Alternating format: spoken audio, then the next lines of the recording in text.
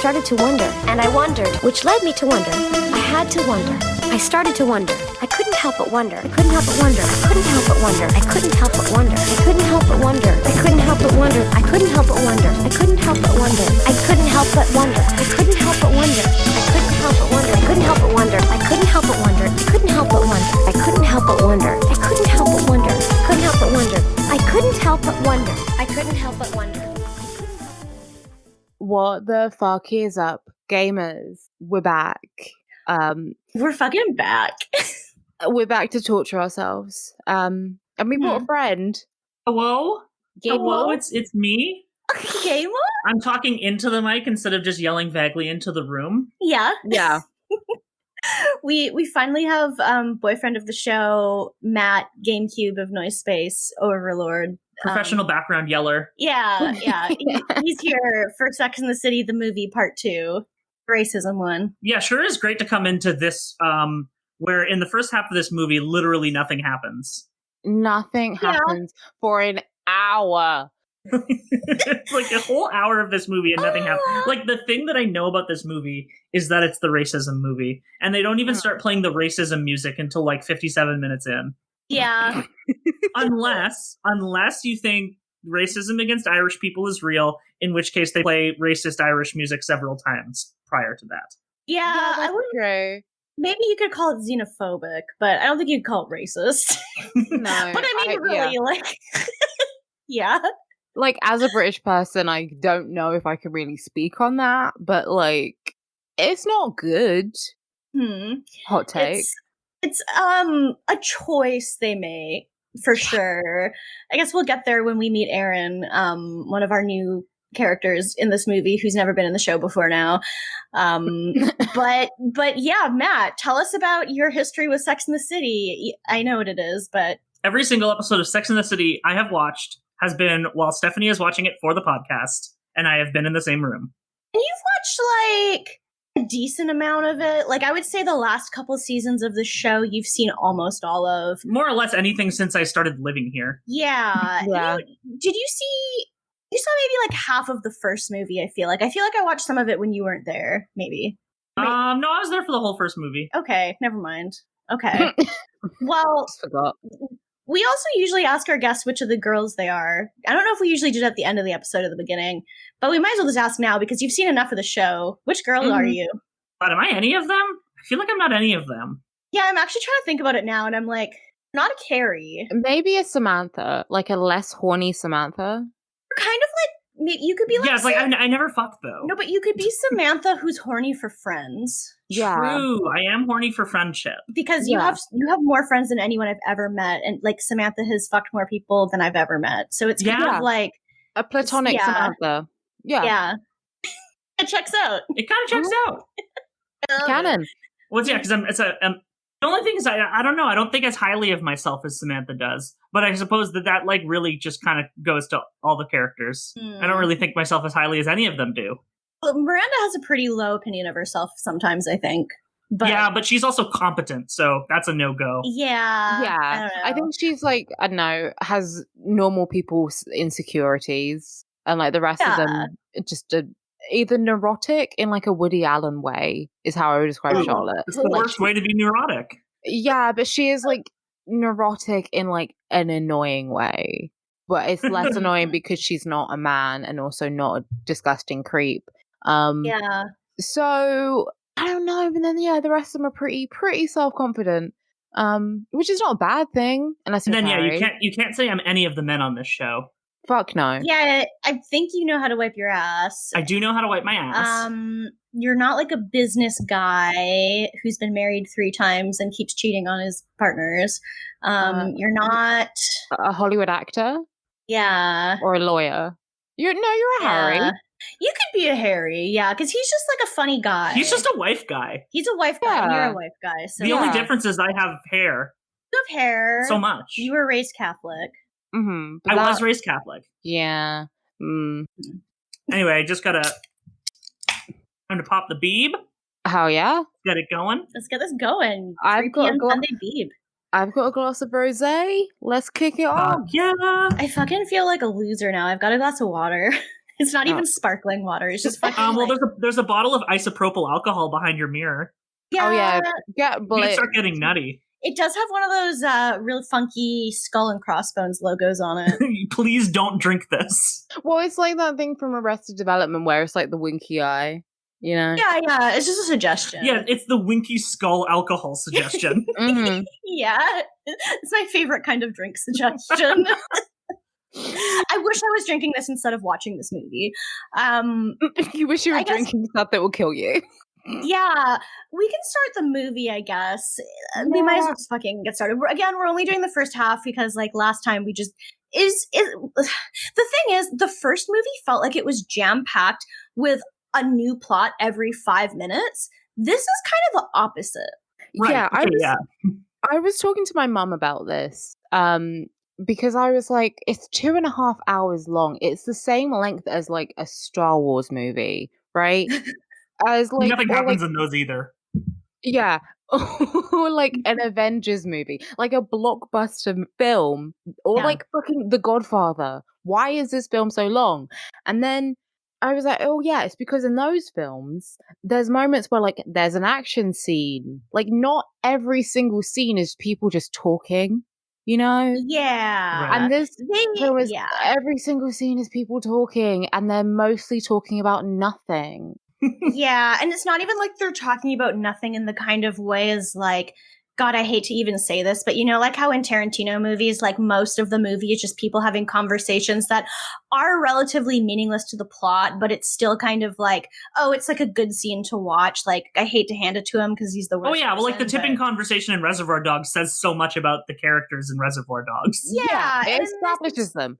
It says they're gay, and in this, it's like nothing. It's I think because like at least in a film, generally you're introducing characters and there's like character development that's happening. People have character arcs. That's not there. Like they know, I think that everyone going to see this film probably, or at least when they're writing it, they were like, right, everyone who's going to go watch this film is at least familiar with who everyone is. But we don't need to like, explain who Charlotte is, explain who Carrie. Like they know who they are. I mean, they still get character introductions at the start of the movie. Yeah, it's like you've watched 6 seasons of these people and a movie. You already know who the fuck they are inside and out. Like they're your best friends. We don't need to do anything with their characters. Fuck you. Well, they've already had complete character arcs from the show. And I mean, as everyone knows, by the time you turn 40, all your character arcs are done. So you never have any more for the rest of your life again. But it's kind of like, okay, they had these very well-rounded, like, life arcs that they could have very neatly left off. And then the first movie, it was just very contrived, trying to come up with these issues that they could have in order to make so much drama happen. Mm-hmm. And then now they're trying to make you're trying to tell me these characters have more arcs? No, they're not, because they don't actually give them one. That's the point. Well, the arcs are so stupid. Like, they are there, but they're so stupid. Because it's like, oh, no, we have a nanny who's Irish who never wears a bra. Oh, no. She's got titties. She's got titties. If they didn't go to fucking Abu Dhabi, like, this would be a filler episode. Like, it would be an episode of the show which is, like, not very important.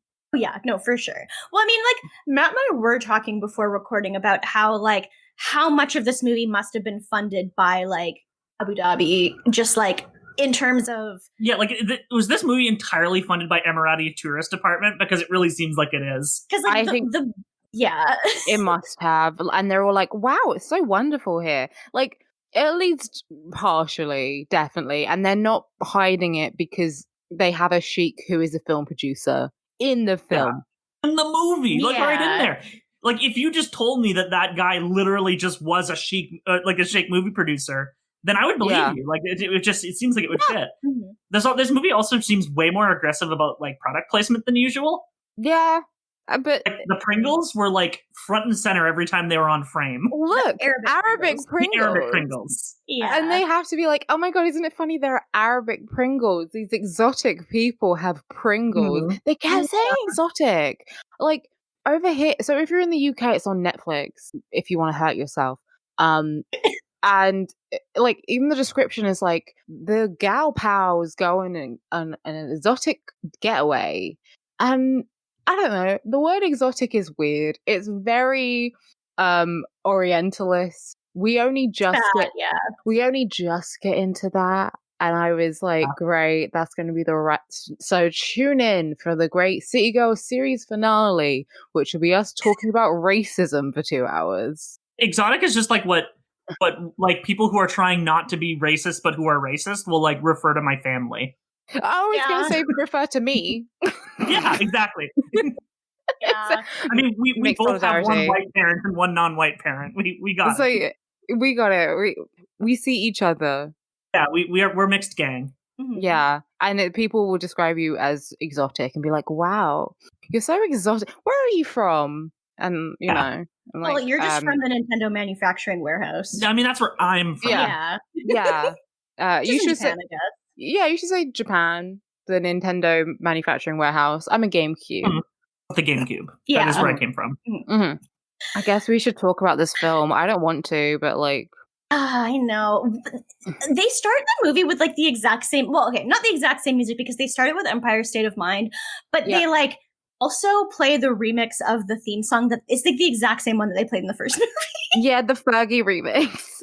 And then it sucks so much. It sucks so much. And then Carrie's voiceover is like talking about how Manhattan was sold for beads. And it's like talking about how colonialism rules. Yeah, she said there were some Dutch, some Indians, and some beads, which is a great way to start the movie. It's like, the racism movie starting out with the racism. It's about different people. Then we're going to be racist about later. Yeah, we're not going to get into the colonialism. She's like, it's good actually because now there's skyscrapers. Yeah, we do get kind of a really stupid part though, like where Carrie's like, I've been here since like 1986 or something, and then we see a flashback to like every girl in their 80s outfits, but it's also the same actresses, and we're supposed to believe that they're like 20. That was pretty funny. I liked it. I did enjoy that because their outfits were so much like Samantha's outfit was so over the top. It was fucking ridiculous. So I guess we should talk about like where each girl was when Carrie met them. So she met Charlotte first, which I didn't expect. And Charlotte's obviously like super preppy and whatever. But they met when they're on the subway and a homeless man flashed them. And I guess they bonded over that, which I'm like, and she tells her like it's a funny anecdote. And I'm like, oh God, that's horrible. Yeah, that's, okay. Yeah, and then like Miranda has this bowl cut.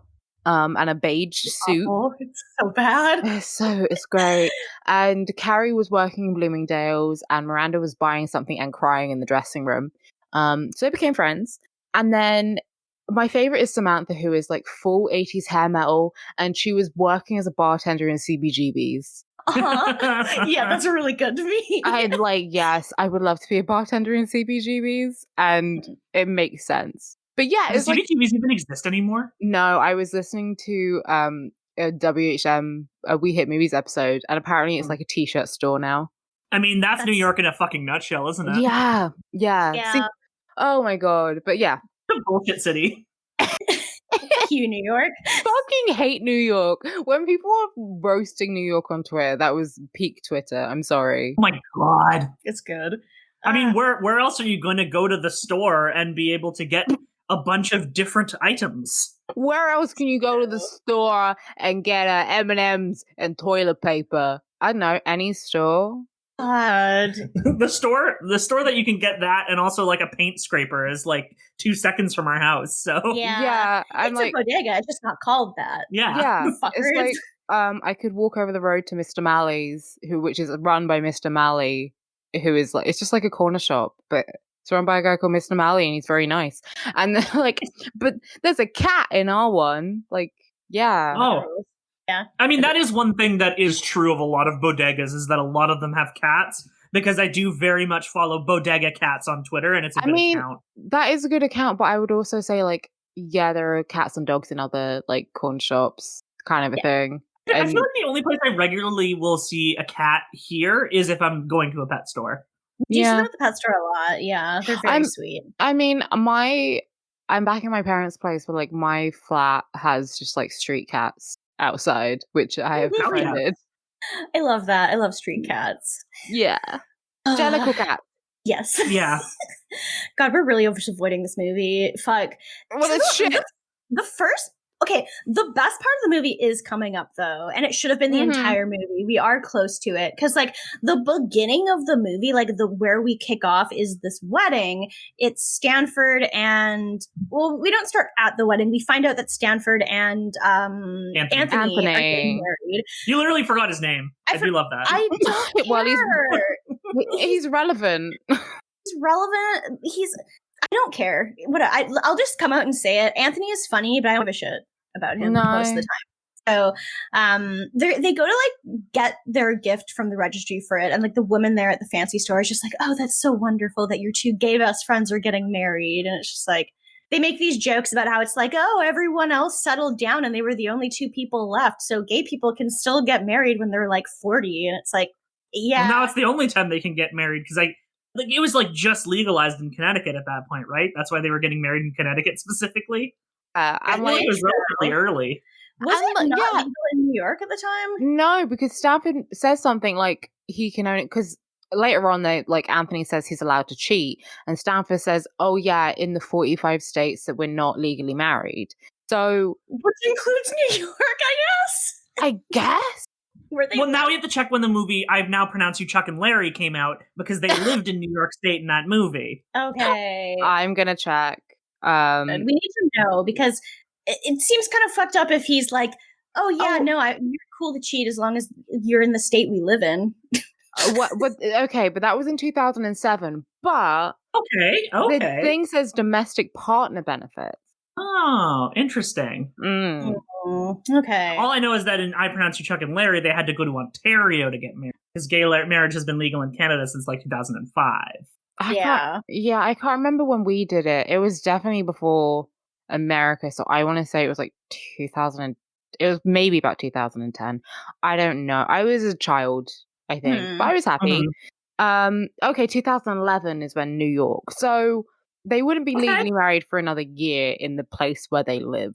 Okay, that makes sense. Their wedding is fucking just absolutely nuts. Bananas. It's fucking, but like rich people. Okay, so it's like it's like Venice. If Venice was all white, it was white, right? Like they have. That wedding is pretty white. It's pretty white. There is one black person, and it was.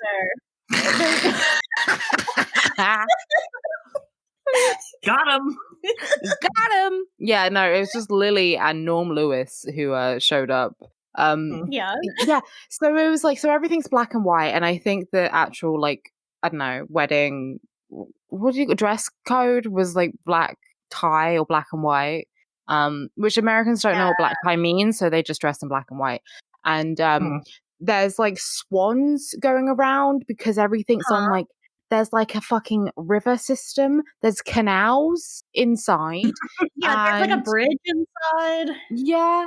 And it's just a lot. Like everything is fucking bougie. And they comment on it. They're like, this wedding is ridiculous. And obviously, all the girls are there with their partners. Samantha brought her dog. And Anthony comes over and he says something like, oh yeah, like he didn't plan it. Apparently, he just he is a wedding planner. He is a wedding planner, but he didn't plan it, which makes sense. You might not want to plan your own wedding if that's your job. Yeah. But he said he just let Stanford have whatever he wanted, and it was Stanford's idea. All of this. Yeah, which makes sense because he is like very over the top. They do a lot in this entire part to kind of enforce the every gay couple has there's like the man and the woman, of course, how every gay couple is. They do a lot to kind of be like, Stanford is clearly the woman because he's wearing white and because he gets like a virgin touched for the very first time. Yeah. The line that they definitely had to say both parts of. Yeah, they definitely had to. But they kind of they don't say it, which is good because it does suck, but it's kind of just like they do very much make it seem like, yeah, Stanford is the one, like the bride. Yeah. Who's the handmaiden and who's the feudal lord? Yeah. Well, yeah. Stanford has a great line where he says, hey, Carrie, remember that summer where I got hooked on coke? Yeah. It was kind of like that. Like, he just got carried away with the whole thing. But then they also made the comment this is not explored, but it's far more interesting, that Stanford has been saving for his wedding since he could. And he always knew he was going to get married. He originally thought he was going to get married to a nice Jewish girl. I guess we find out, like, canonically that Stanford's Jewish, which I can't remember ever being mentioned in the show. I don't think it ever was mentioned, because you'd think that Carrie would be like, you'd think Carrie would be like, oh, Stanford can give you some advice about, like, converting Charlotte. Yeah. But no. No, that would make too much sense. Parents are adorable, though. Oh my god, they're so cute. I love them. But he says he's been saving up for his wedding because he always knew he wanted to get married, and he thought, well, when I do get married, I want it to be spectacular, and that's fair enough. Like, okay, they don't really. Stanford do again? Isn't he a modeling agent? He does something like that. Yeah, I don't know. He's some kind of agent for something. I mean, I guess it's just very much like TV people are way richer than would be reasonable. Yeah, any position that they have. I guess if he's been saving up for like 30 years, that's a lot of money. Yeah, that is a lot of money. Yeah, I don't know. Anthony Shirley has money too, and like I don't know, maybe Stanford's parents were helping too. Who knows? But yeah. It's a lot. And also they keep Big keeps calling it a gay wedding, and then Carrie keeps being like, it's not a gay wedding, it's just a wedding. Like, it's Stanford and Anthony's wedding, and Big's like, it's a gay wedding. I don't know what you're talking about. And but then they walk in and see how extravagant it is, and Carrie's just like, okay, it's a gay wedding. Right, that was right after they noticed like the fucking Gay Men's Choir of New York was there. I love that. Which, like, they sounded sick the whole time. They did. It was fucking great. They were doing so much, and I love them. And Carrie is wearing like a suit with like big hair, huge hair that's crimped, which I'm not a fan of. Yeah, I think she would have looked so good if her hair hadn't been crimped, because the suit looks great, but the crimped hair just sucks. But I do like that she's the best man. That is very cute. Good detail. Yeah. It's cute. Yeah, I think if she just had her hair either just like big and curly or like sleek bun, would have looked a million times better. And then she puts on, so like she's helping Stanford with his like flowers and everything. And her one says Carrie Preston. And she's like, oh, Carrie Preston, not Carrie Bradshaw. And he's like, yeah, the wedding planner said it's, married couples have their surnames. And then she's like, well, the bouquinier, I don't know what it is. I have no idea the flower thingy. So that may be Carrie Preston, but this is Carrie Bradshaw. And she puts on an evil witch crown. It's the Maleficent crown. Yeah, Matt and I both at the same time were like, she's Maleficent. Like, is that Carrie Bradshaw? She seems more like a big hat person. And that's not really a big hat. No. Look very evil though, which I am very into. It's a very good dramatic look. It doesn't match what anyone else is dressed like, but it's very good. No, it's like, what did the best man at your wedding wear? Like, there's just a picture of like, Stanford and Anthony, and then Maleficent. Like, yeah. That's the wedding photos. I mean, if you want to have a gay wedding, you need to have Maleficent there. That just seems like exactly. It is. Gay rights. Yeah. Gay rights. Maleficent said gay rights. But yeah, it's kind of like gross that Big is like, it's a gay wedding. He feels very heterosexual. He's very much the like heterosexual person who just like has never really thought about sexuality ever in his life. And he's just like, I don't want to. Well, he kind of seems like he'll be like offended if like gay men hit on him, but then a gay guy does hit on him and he's like, I still got it. Yeah, he kind of turns him down politely, which is like better than what I expected. But the bar was low. And then the wedding happens. So annoying, this whole movie. Yeah, and also like what gay man is gonna hit on Big. Like they clearly will see him and know he's not gay. Like they'll see him at the wedding and be like, I just can't imagine. The entire Gay Men's Choir of New York is there. Yeah. And you're hitting on Big? Yeah. I don't know. Big kind of looks like he has a thing for twinks.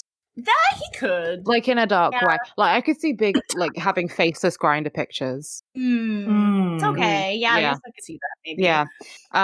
So the wedding happens and they walk down the aisle to Sunrise Sunset from Fiddler on the Roof. Which is amazing. Like I don't know if it's what I would choose to walk down the aisle because it's like really sad. But it's a beautiful song. And like, yeah, their parents give them away and they're so cute. It's the first time we see Stanford's adorable parents who I'm in love with. They're so cute. They're so cute. And then they're standing, like, you know, underneath the thingy. I've lost words. I don't know how to podcast anymore. But they're standing there, and someone, I can't remember who, is like, wait until you see who's marrying them. And it's like, how can this wedding get any more gay? And the sentence. Yeah, and Liza Minnelli comes out, and they're like, yeah, it has got more gay. And it's just incredible. It's just the law of physics. Whenever something is this gay, Liza appears. She manifests. I'm manifesting Liza Minnelli. Mm-hmm. Yeah, it's incredible. It's like, I feel like that's just true of the movie. They had the plot of the gay wedding, and Liza Minnelli just manifested on set. Yeah, like Bill Murray in Space Jam. Just had a teamster drive him over. Yeah, exactly what happened. Yeah, and I love her, and she's just fucking beautiful. She's just like wonderful on screen. She has a great presence. It's Liza fucking Minnelli. Fucking charming as hell. It's good. She's funny. And then she performs as well. She doesn't just marry them. She performs single ladies on the stage, and she does the single ladies dance. Yeah. And everyone's going apeshit, including us. Yes. And she's wearing like a shirt and these like thigh-high boots at like fucking however old she was, fucking 70. Yeah. Amazing. And then every time they cut away from the performance to show people talking, I'm like, what are you doing? Keep showing us the performance. And that performance should have been the entire 2.5 hours, but it's the best part of the movie. I would like to watch, I don't know, just what, I mean, if you have 2 hours to kill, watch Liza with a Z. Like, just watch a Liza Minnelli performance. You watch Cabaret. Yeah. I was in my head, I was being a proper nerd about it, because I was like, well, the single ladies dance was inspired by Bob Fosse, who directed Cabaret. So I was like, that's nice. All comes full circle. Exactly. He's well dead though, so he didn't get to see Liza perform in this film. Rip.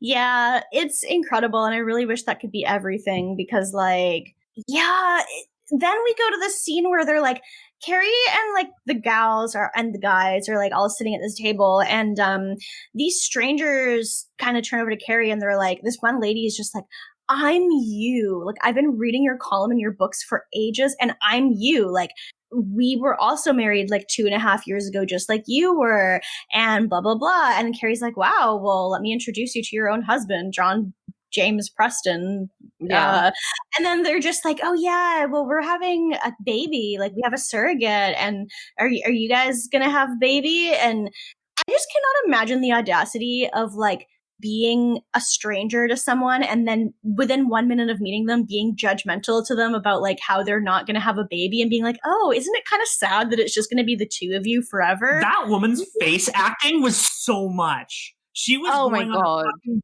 journey. Yeah. No, point to the sign that says no face journeys. Yeah. She was going for it. Like, okay, I get you're making conversation with someone and you're like, oh, we're having a baby. Like, because she says the baby's due date is on their wedding anniversary, which is very nice. And she's like, oh, we're having a surrogate. Are you guys going to have kids? We can give you the name of our surrogacy company. Like, okay, fine. But then when Carrie says, oh, we're not going to have kids, she's like, oh, ew. Do that with your life. Like, what do you mean? Your life it's like, I can almost get it. Like, the way that they were intending to write this character is basically like an audience surrogate almost. Because it's someone who's watching Carrie's work in the way that we are intended to have watched the series. And then, like, you know, judging the way her life is going because she sees herself so much in Carrie. And then now that the second she meets dissonance, I mean, when you completely build your life around like the concept of someone else's life and then their life is going in a different way, I can kind of get what they were going for there. But one, the scene is way too fucking long. Yeah. And two, like, the face journey is just so dramatic. Like, it would be like a mild disappointment. Like, she looks like she was just told her parents were killed. Yeah, she looks like Carrie just said, oh no, I'm going to go and beat up children for the rest of my life. I'm going to go to... For every child that's brought into the world, I'm going to murder one. I'm going to go to the kids' ICU and I'm going to punch them all in the face. She's like, oh, okay. oh, whereas I think I'm gonna go to the NICU and go unplug all the machines. Yeah. That's what it looks like she just said. Yeah. It's like, I fucking hate kids, every single one of them. You're a disgusting person. She looks like Carrie just picked up Lily and Rose and spiked them to the ground. Yeah, whereas like the natural reaction to, like, I guess, or I mean, it wouldn't be my reaction, but people who are like judgmental about other people not wanting to have kids is more of Carrie's like, oh, we're not going to have kids. And she's like, oh, are you sure? And then Carrie goes, yeah, we're sure. And she's like, oh, okay. And it's kind of condescending, whereas not like, distraught. Huh. Yeah, it seems. And even the husband is being super weird about it. Yeah. But like, I did not pay attention to him because I was like locked in on this woman's face journey. Yeah, this is she was traveling. Because like, yeah, I even know like just people being like I've just even heard it in real life where people are like, oh, well, like I feel like even if you think you don't want kids, you're gonna be older and then realize, oh, that was a mistake. I should have had them because now I just don't have anyone. And it's just like, why do you feel this way? Why are you why are you My terrible? sister already had kids. I have kids I can hang out with any time. Right? Like they're right there. And I'm not responsible for their poop. No. Yeah, it's like, oh my God, we'd live in a much better world if people who did not want to have kids didn't have kids. Yeah. It'd be so much better. Much less money on therapy. But yeah, it's just so weird. I can kind of understand if someone is young and someone else is like, oh, maybe you'll change your mind, which is still incredibly condescending. But Carrie is like in her 40s. Big's like in his like early 60s, isn't he? Big is like 50 something. So he's like a couple years older than Samantha, right? And Samantha's 52. Yeah, so he must be like at least like in his mid 50s. So them not wanting to have kids, like, yeah, they've gone past the point to have them naturally. Right. Maybe they would want to have surrogate kids, or maybe they'd want to adopt, but they don't want to do that. And it's not your life, so who fucking cares? And like, yeah. Carrie's got Lily and Rose that she can hang out with whenever. She's not like she doesn't like kids. She just doesn't want to have them herself. She even says, "Oh, we love kids. We just don't want to have our own," which is like a pretty completely normal way to feel. Like, I feel like most people I know feel that way. Yeah, that's completely normal. I also forgot Brady, but that's because no one likes Brady. I have a literal note that I've been looking at for the last 5 minutes is just, I hate Brady. Yeah, it's in my notes. It's just an entire bullet point. We'll get there in a bit. Well, because Lily is like adorable, and she's like, Mommy, Daddy, can I look at the swans? And they're like, yeah, just stay here where we can see you. And she just sits down and like looks at the swans, and there's a bit where she's just like playing with the dog very quietly and peacefully. And I'm like, love you. Brady. She's just a little angel. She's so cute. Brady's just like this 8-year-old kid. Was this the first time this is the first time this kid has been Brady, right? I think. No, this kid has been Brady the entire time. What? Really? Yes. Oh, Jesus. I only remember toddler Brady. So like when he was much smaller. No, I think this was the Brady from the last movie at least. Okay. So I don't even remember Brady in the last movie. I know he was there because the whole Miranda Steve bullshit conflict. Yeah. But like, anyway. Oh yeah, he was always just like at the bottom of the frame in that whole movie. Yeah. Because they were always like the camera was always up at the parents. He does have like a couple lines in this one, but I hate him. I just don't care. I mean, good for him in the science fair at least. Yeah, I guess. But before we get there, we have them like all trying to go to bed that night, and Samantha like fucks this guy from the wedding, and it's Anthony's brother. It is Anthony's brother, and there's just this scene where like Big is like, I wonder who's worse, the screaming baby, like Charlotte screaming baby, or Samantha, and Carrie's just like, Samantha, because people tire. Yeah. Samantha, well, it's the weirdest sex because they're just saying yeah. He's just fucking pounding her against the headboard, and she's just yelling, yeah, and that's it. And like, Samantha, you're gonna get a concussion. She's gonna get a concussion. Samantha has CTE. Yeah, and you're gonna get concussion of the head and concussion of the cervix. Concussion of the cervix, fully. Like, that's just what happens when you get pounded like that. But yeah, she's just screaming like you can hear it from outdoors. So that's fun. Yeah, well, she's having a good time. And Rose is just, I don't know, she's terrible too. She's just being happy, you know? Yeah, for sure. That's babies. So babies are like that, especially toddlers. So Big and Carrie put on TV and they flip over to It Happened One Night, and Big is like, "Oh, kid, you're in for a treat." I hate that he calls her kid so much. I swear to God, if I was married to someone and they called me kid, the divorce would be finalizing. The way you said, "Oh, kid, you're in for a treat," made it sound like he was gonna like abduct her in his van, like a lolly. He's about to hand her an ice lolly. Yeah, like. Is that scene from Mr. Sleep where they like kidnap that boy, but like not creepy? Well, it's creepy because it's Big, but he calls her kids. It's weird. I mean, his entire idea of masculinity seems to be more or less based around old Hollywood, so fully. This tracks. Yeah, no, fully. He cranked it for the first time to Casablanca. Yeah, absolutely. I do like that Carrie is like, "Oh, ooh, risque," because like this woman shows her leg, and he's like, "Oh, it was for the 30s," and she's just like, "Oh yeah, did you see it in theaters when it first came out?" Pretty sick. Love it. Yeah, burn. Sick burn, kid. And yeah, they just cuddle up and watch it. And then it's breakfast time. Sam is taking like 1 million vitamins and hormones because it's the menopause. So she's fighting it back. I mean, she's got like a pill box. I have a pill box because I'm chronically ill. So I'm on a lot of medication. And she's taking more than me, which is a lot. And she's just like, I'm fighting back. I'm on vitamins. She's taking melatonin. She's rubbing hormone creams into her puss at one point in this film.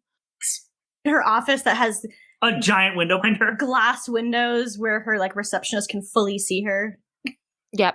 And she's like, yeah, I'm fighting it back, and you know, by the time you women are 50, I'll be 35. Yeah, very much Chekhov's pillbox too.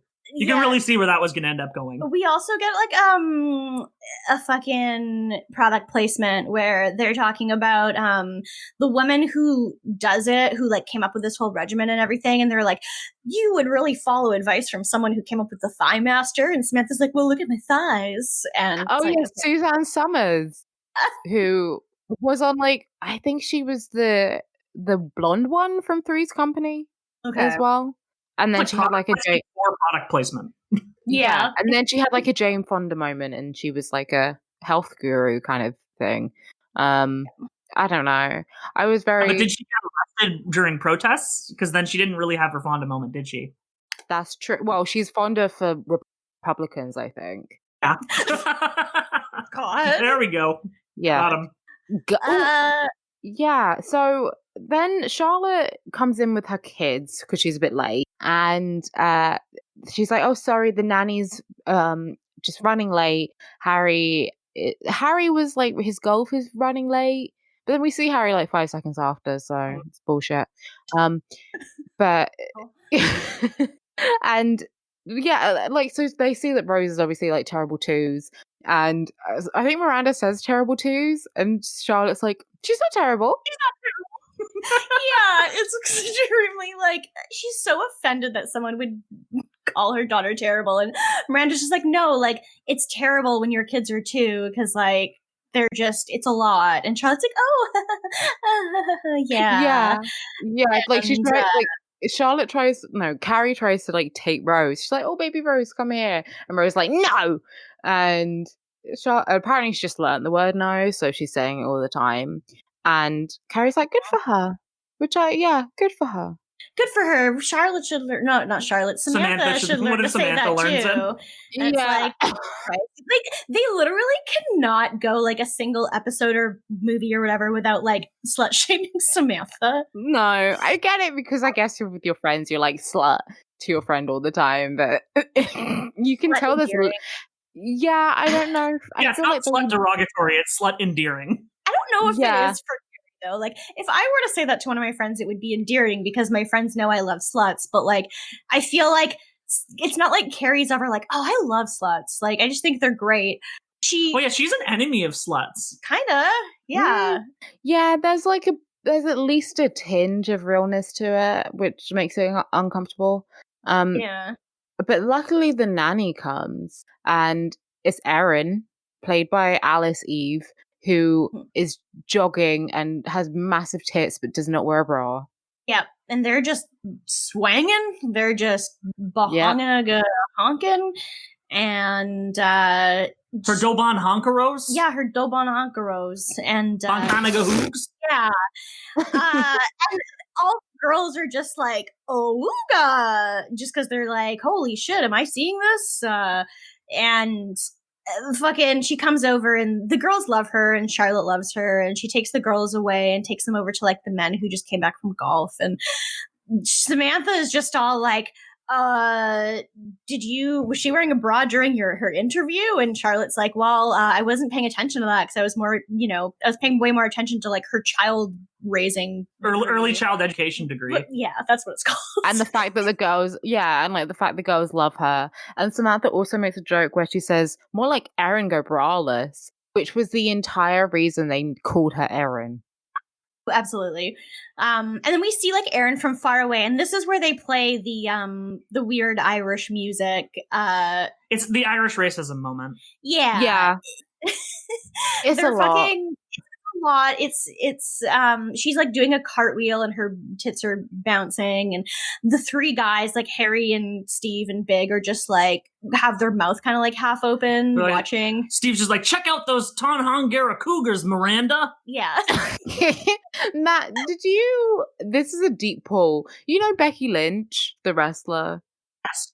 Yeah, like her first ever match on NXT, and have you seen it? Her entrance, because it's like she comes out wearing. I don't know enough to know. Okay, well, she comes out wearing like a green outfit, and and they're playing like Irish racism music, and I mean, it's WWE. All they do is play racism music, and she does like Irish dancing, and is basically she looks like a leprechaun, and she comes out, and that was her gimmick.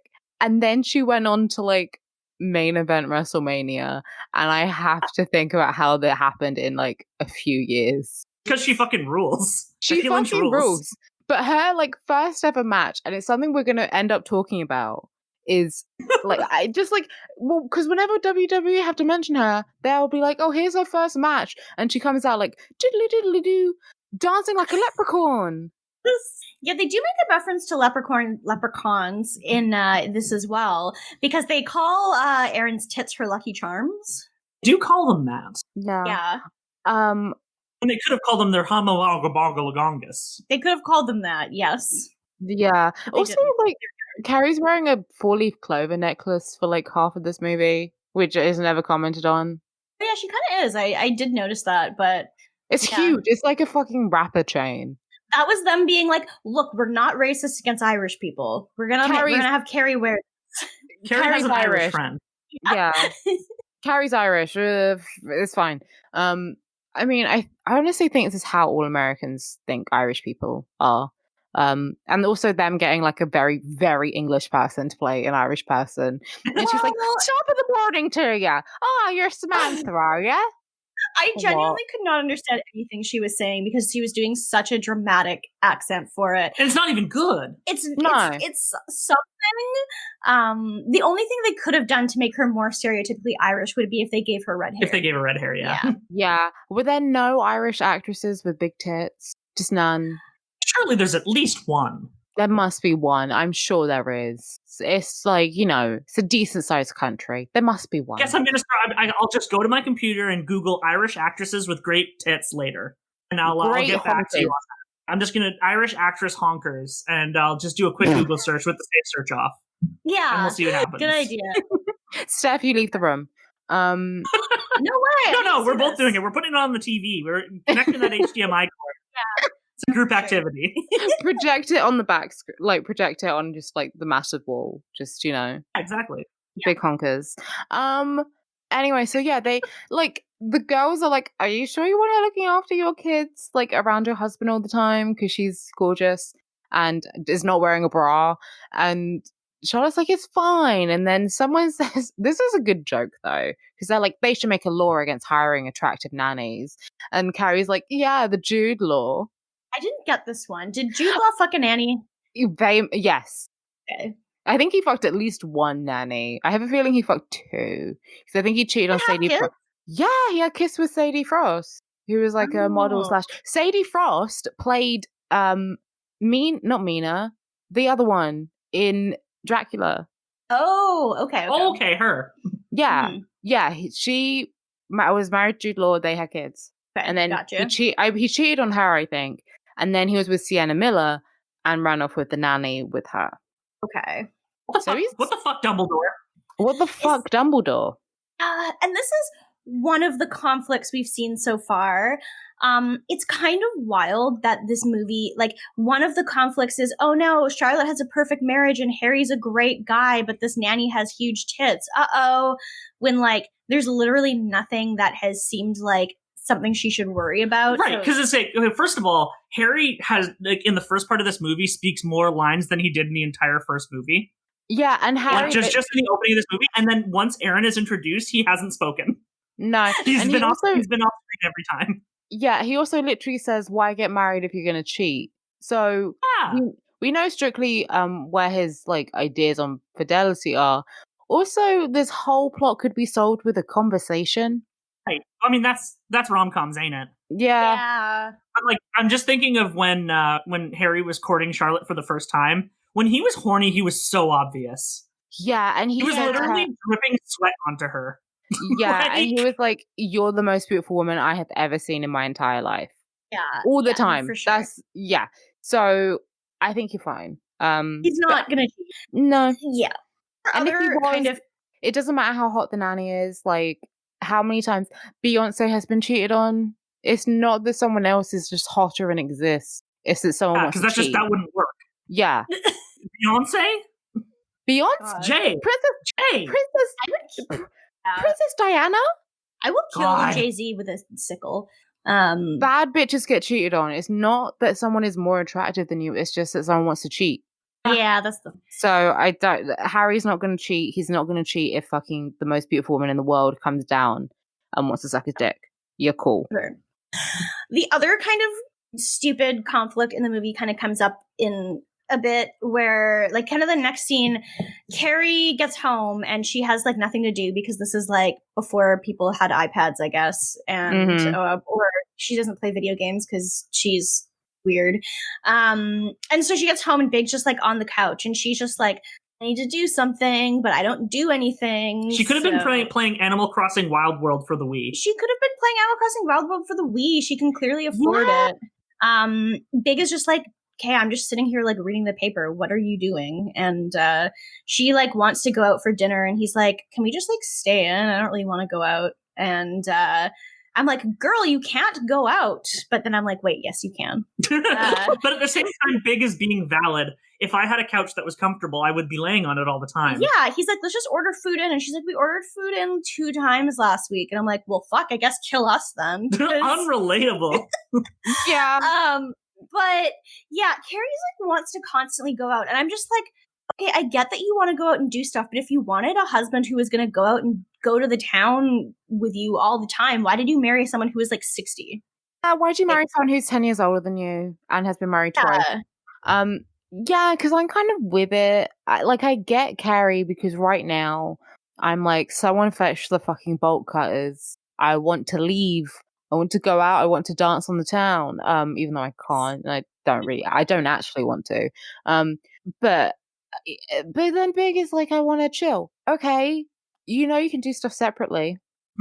Carrie has this one line in this, like in the first half of the movie where she says, I don't want to do things without you. I want to do everything with you. And I'm like, dude, that's not normal. Like, chill. You're supposed to want to do stuff like with just your friends or just yourself. You don't need to do every single thing with him. Like, you can do a lot of stuff with him, but like, if you have this dependence on him that you need to do everything with him, that sounds like a problem.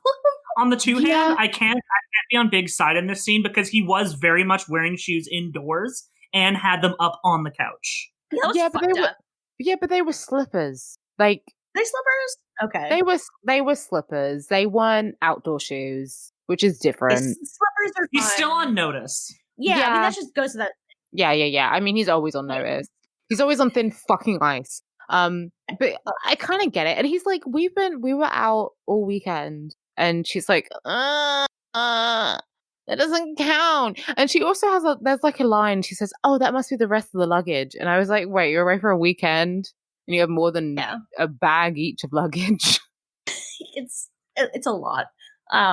This is like their conflict is kind of like she wants to go do stuff and he wants to stay home, and oh no, it's so bad that he's a homebody and wants to like maybe not go out all the time when she has plenty of friends who want to go out with her.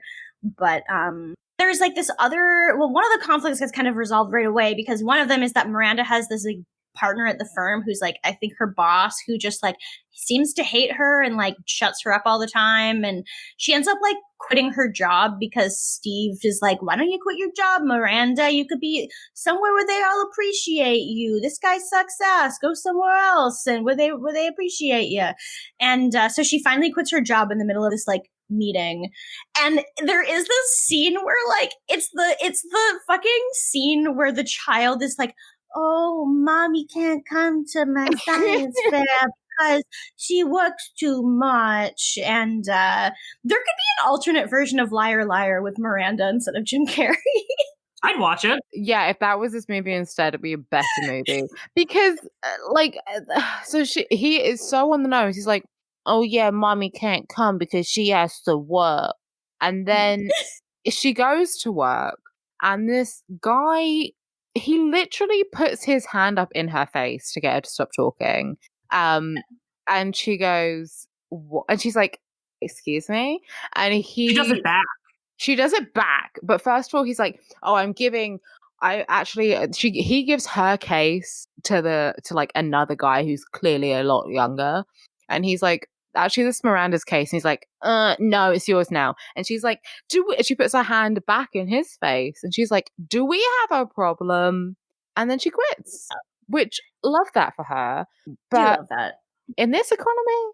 Yeah, it is very much like in this economy. We have heard about stonks a few times in this movie already. They were talking about how the stonks were bad. The market. I mean, it's 2010. I think they realized because the first movie came out in 2008, and they were like, maybe us being like money is bad. But they also didn't realize that. So they're just like, the economy's bad several times, but then they're all living ridiculously lavish lifestyles. So who cares? Yeah, extremely lavish. And like, we haven't even gotten to the Abu Dhabi part yet. Because we haven't even gotten to Abu Dhabi, which is ridiculous. This is like the last part of the movie. It is so over of the this top. episode, anyway. Just the like, the extravagance of it all is absolutely bonkers. Yeah, that's using migrant bodies from India and Bangladesh, all right.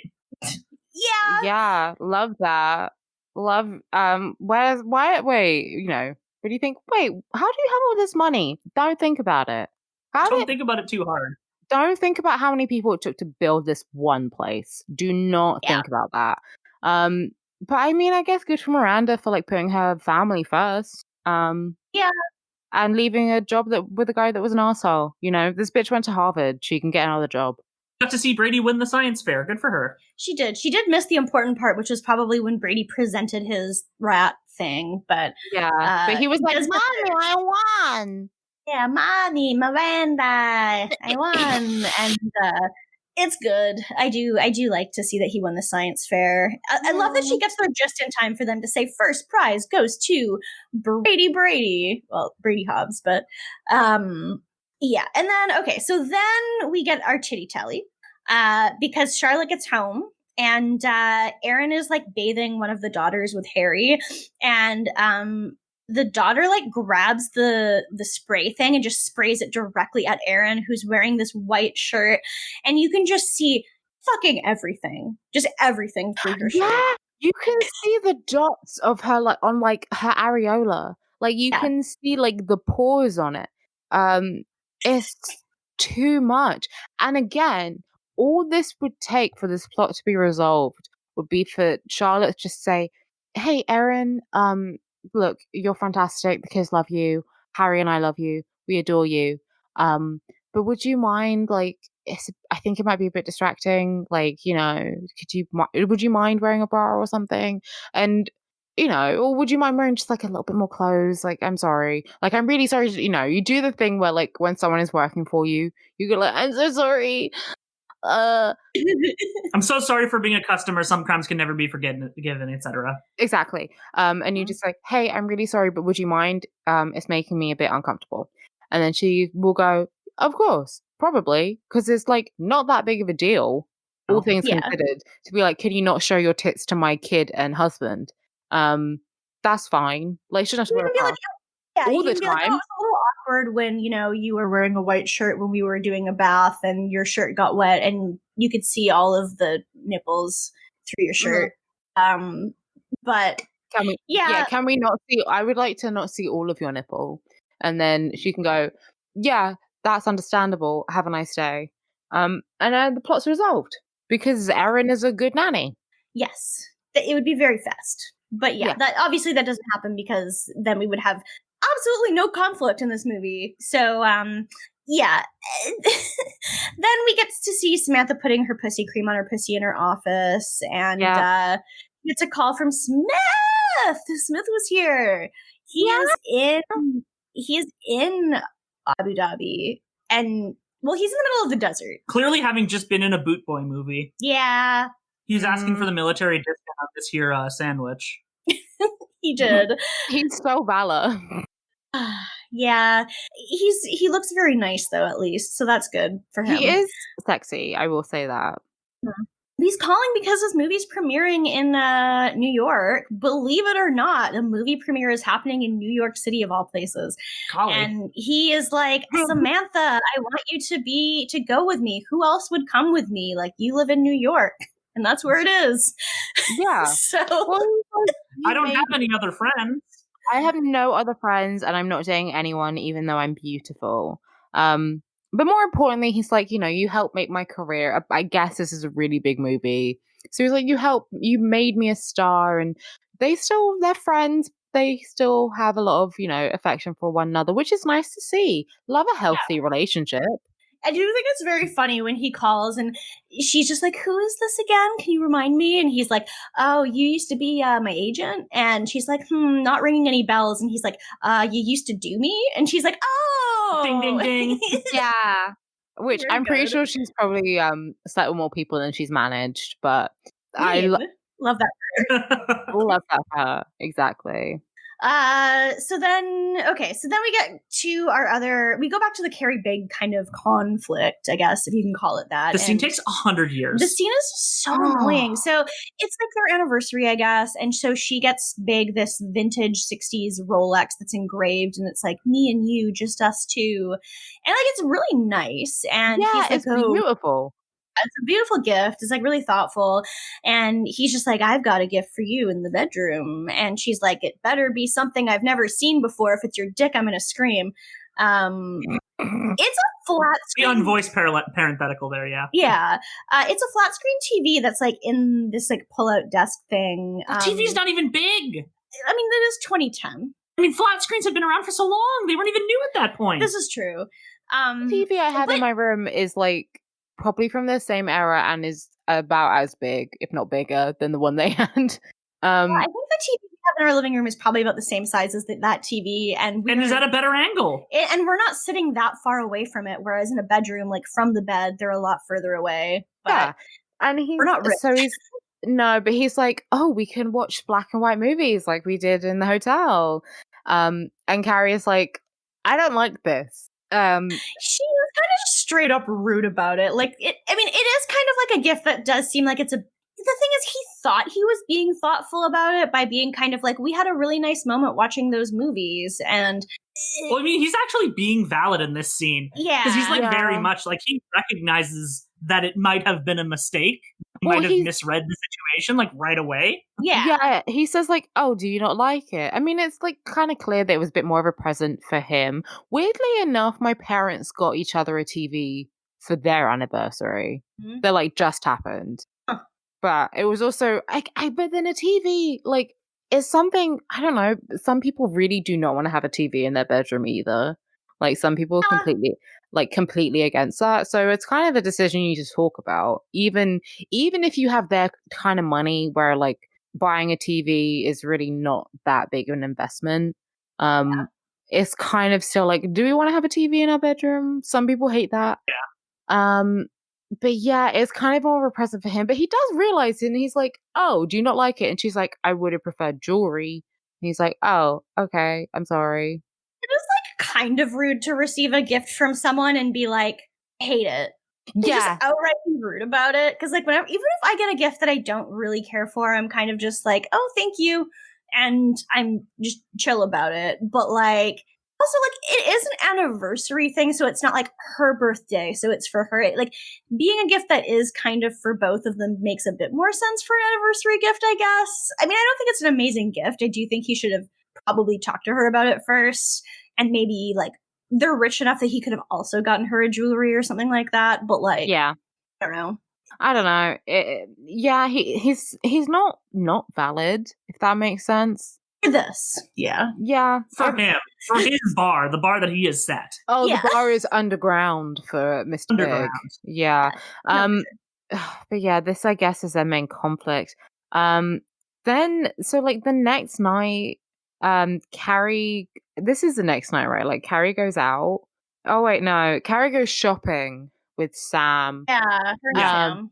And they're like Samantha buys a dress for the premiere, and it's sparkly, arcly, and kind of short. And the like shop assistant, she's like, rude. Don't you think that's a little young? And Samantha is like, no, I'm buying it. She's like, I'm 50 fucking 2, and I'm gonna fucking rock this. I don't know how you have the audacity to say this to me, but yeah, really. I mean, you work in sales, bitch. Yeah, how do you work in sales and you say that to like a prospective client? Like, that's no, you shouldn't buy that one. You might say, oh, maybe you'll like this dress, this dress too. What about this dress? But if they want to get that one, they want to get that one. I mean, maybe New Yorkers just like that. Yeah. Maybe we're it's not just like you're going for that bitchy experience. Maybe you just want that honest experience of like, will this actually look good on me? I need to have a shopping assistant who actually will tell me the truth or something. Yeah, but some people need a kick up the arse and some people need a hug. Like, not everyone wants the same experience. But also we're not New Yorkers, so we have no idea of knowing this. Yeah, we could never know. New York is a fucking mystery. Yeah. I've not been a New Yorker, and I will never be one. The far exotic place of New York City. Mm-hmm. Yeah. Then we go back to Carrie and Big again, and she wants to go out on the town, and he's just like, I don't want to go out. Go out with your friends. Why don't you just do that with them? Like, you don't need me for fun. And she's like, I need to have you. You're coming to this movie premiere, whether you like it or not. Because it's literally like the movie premiere. Like, it's an event. It's not like they're going out for a casual dinner. It's like a fucking red carpet thing. It's a red carpet, so it's like, which again is like a bigger deal than it's just like, oh, we're just going for dinner, just like put on a new shirt and we'll go out. It's a red carpet, so like he needs to get fully in. I feel like he kind of needs a shower at least. She's like, just put on a clean shirt. It's like, no, he needs a shower. She's like, okay, well, she's like, let's go. And he says, just go out with your friends. And instead of doing that, she's like, I want to go out with you. And don't marry a fucking 60-year-old. Yeah. No. And as soon as she sees that he brought in like takeout, she gets really mad because one minute she's like, okay, I'll bring Stanford, and then she sees that he brought takeout and she gets really mad, pours him like 2 fingers of scotch, and is like, I'm getting you a clean shirt. We're going. We're not having takeout again. Like, Carrie, maybe learn how to cook because Big's the one that cooks. Yeah. So you really, if you are the person who is not cooking in your household, you don't really get to call the shots on when the person who does cook more wants to like order food. Like it's not your problem. Like, I don't understand. Yeah, like Stephanie gets it. Right? Exactly. When am I ever going to tell you, no, we're not ordering takeout? I'm never going to do that. I'm going to not going to happen. No.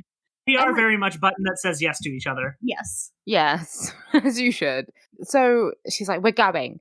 And they do go, and Big's kind of tired. And they're on the red carpet with Stanford and Anthony as well.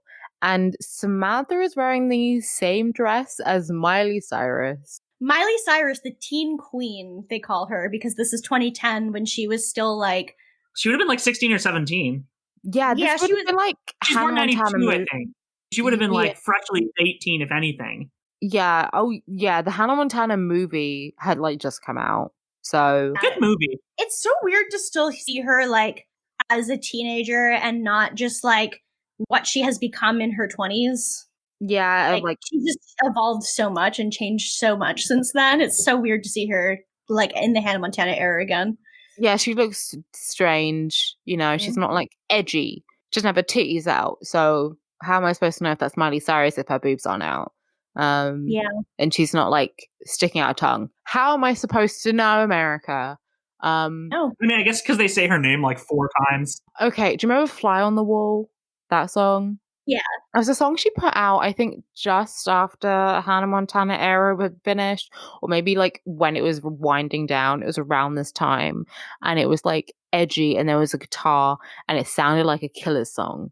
So I feel like she was in this era. I feel like she was like just about to break away from things, you know? Yeah. She was dipping the toe in the water of like, I'm not a teenage girl anymore, even though she was. Yeah, no, for sure. Because when I was in high school, when I was like in early high school, Hannah Montana was airing on TV because I watched it, and so that makes sense. Yeah, I remember listening to The Climb in the Year 7 courtyard with my friends. Yeah, well, Party in the USA came out summer 2009. So if that's the context, because it was the year I graduated. So Party in the USA, hold down, throw down, The Climb. Oh my god! Clap. No wonder she had an album called Bangers. Yeah, it's good shit. It was good shit. But after that, well, yeah, because Smiley sees her, and they're like, oh, and Tim Gunn has a cameo where he's like awkward times 2, and everyone's like, oh my god, you know, who wore it best? And then Miley. It's the same dress, but then Miley like sees Samantha and just like comes over and gives her a little like side hug, and they take some pictures together, and it's fine. Yeah, it's really cute. Yeah, I do love the ADR. Is that your mom? Yeah. Like just so very clearly ADR'd into the scene because they felt like it needed more sass. Yeah, for sure. They felt like it needed to just, here's a hammer, I'm gonna hit it. I'm gonna hit you over the head with it a couple times. Yeah. But like Samantha looks amazing. So and then it just doesn't come up again. So it was like, why even bring it up? Because they needed the movie to be 2.5 Christian hours long. So do they have a bet with someone? I don't know what's going on. But then it's the after party, and Samantha is sitting with Smith and the producer, who is Shake. And apparently it's like his first foray into producing films.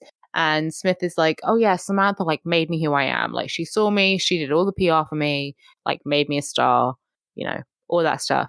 And the Sheikh is like enamored with her and says, oh, you should come to United Arab Emirates, like you should see my hotel, maybe you could do the PR for it and make it a superstar like you made Smith. I feel like hotels and Hollywood actors are a very different business. Yeah, I mean, she has done hotel PR. Well, yeah, because that's what she did for Richard. Yeah. True. You're talking about the seasons I didn't watch. This is true. Yeah, Richard was like season 4, I think. I just remembered when they had the sad fuck. They had a sad fuck at one point, you're right. That was a really sad fuck. Yeah. That was really sad. But yeah, they're different things. I guess maybe Samantha does. I feel like her foray with Smith was kind of an outlier, and she does more like locations and events. Yeah. But it's kind of weird this guy would be like, oh, you were an agent for an actor. Well, that seems like skill sets that would completely, transfer over to international hotels. Yeah, it's a choice. But yeah, what are we like maybe 45 minutes into the movie at this point, and this is the first time we get any indication that the girls will be going to Abu Dhabi? I genuinely thought it was supposed to be like the whole movie. I thought it was too, and I've seen the movie before. Literally, like, I I saw this movie in theaters when it came out, and I hadn't even seen Sex and the City at that point. I don't remember the first hour of this movie. I literally, all I remember is I don't even remember what happens when they're in Abu Dhabi. I just remember it. I just remember that they were there. And it's so long. I mean, I think they ride on a camel at some point. But I might be getting it mixed up with like when the Real Housewives went there.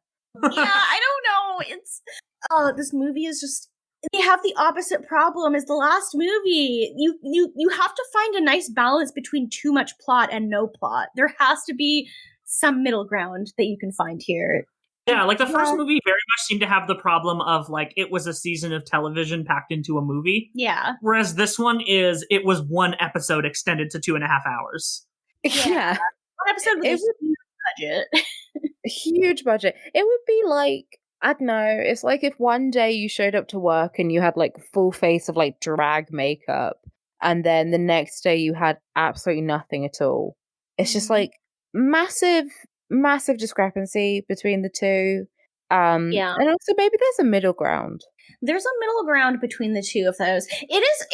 Now some tasteful mascara and some blush. And now that you say that, it reminds me of the episode where Miranda, like, where her coworker is gay, and after everyone finds out he's gay, the very next day at work, he wears like a mesh shirt instead of a suit. Yeah, I don't know if that analogy really works, because if I was working in an office and someone came in with like full drag makeup, I'd be like, oh yeah, cool. And if someone came in with zero makeup, I'd be like, cool. So it doesn't really work. Your choices. Yeah, but That's just because you're not a bitch, Alex. I am a bitch. I've never said I'm not. But I'm just talking about like the fucking like the two ends of the scale of something.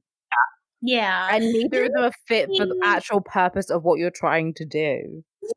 They're both out of place. They're both way more than they need to be. This is way more than it needs to be in a nothing way. So it's painful. And I just don't care. I don't care about any of it. And so the next part is, after this, Samantha needs to convince all the girls to go with her to Abu Dhabi. And so she's basically like, well, the other girls are like, they agree because Carrie's like, sure. And Miranda's like, I'm unemployed. And then Charlotte's like, I have 2 kids. I can't go. And well, we did jump over more Big and Carrie bullshit. True. Sorry to distract you. I guess I'll round it up quickly. So he's talking to Penelope Cruz, who is the senior vice president of the Bank of Madrid. All right. Yeah. I'm like, okay, go off, queen. But he's talking to Penelope. Why is she at this event? I was like, oh, it's Penelope Cruz. And then it's not Penelope Cruz. Just have her be Penelope Cruz. But they're talking about stonks, so she has to have some sort of business acumen, I suppose. I can believe that Penelope Cruz knows about fucking the stock market. Yeah, I can believe that. But fine. And like they're flirting, and then like Carrie's like, okay, I want to go home now. So they go home, and Big is busy watching Deadliest Catch on TV. Carrie's like, this isn't black and white movies. And yeah, it's much sicker. It's fucking better, dude. You should be happy that he is no longer watching the bullshit movies that you don't want to watch. Like, you get to watch some big fucking fish instead. What's the problem? He is growing a new part of his personality, Carrie. Were there any giant crabs in the Casablanca? He's gonna turn from business suit Tinder to holding a fish Tinder. Yeah. And we all know the second one fucks better. So yeah. She gets into a fight with him, and then the next day she wakes up early and goes back to her old apartment, do some writing, and then she meets the girls then. Yes, because they basically were like, oh, it's not a good time to sell an apartment because the market's so bad, so we're just going to keep renting it, or, well, they own it, so she's just going to keep on owning it for now, and so she sometimes uses it to write and stuff, but she got some good work done there. And yeah, then they go to breakfast, and the only person that Samantha has a hard time convincing about Abu Dhabi is Charlotte, because Charlotte has 2 kids, and she's very stressed right now, and Samantha's just like, you have a husband for that. And she's also like, I have gone to so many children's birthday parties. You owe me Abu Dhabi, which is like completely the same thing. It's really funny. Well, I mean, I get it. And Miranda's like, kids' birthday parties, pulling out the big guns. Yeah. So well, like, if you don't have kids of your own, going to a kid's birthday party just sounds so boring. If it's like you're just a friend there and it's a big party where like all these other kids are there and you don't know like anyone else. I mean, if it's catered, I have no problem. I mean, that's true. And it probably was. Knowing these guys, it's catered. Yeah. Yeah. They at least ordered pizza. Yeah, and there's probably like some Ninja Turtle or a princess there, which would be fun. Yes. And Cool. but at every kid's birthday parties, all the mothers are just like in the kitchen getting fucked on rosé. Absolutely. So that's not that bad. Doesn't seem like a problem. Yeah, no, that seems fine. Mind you, on the flip side, Samantha is saying, this trip is 100% paid for, you just have to do it. Yeah.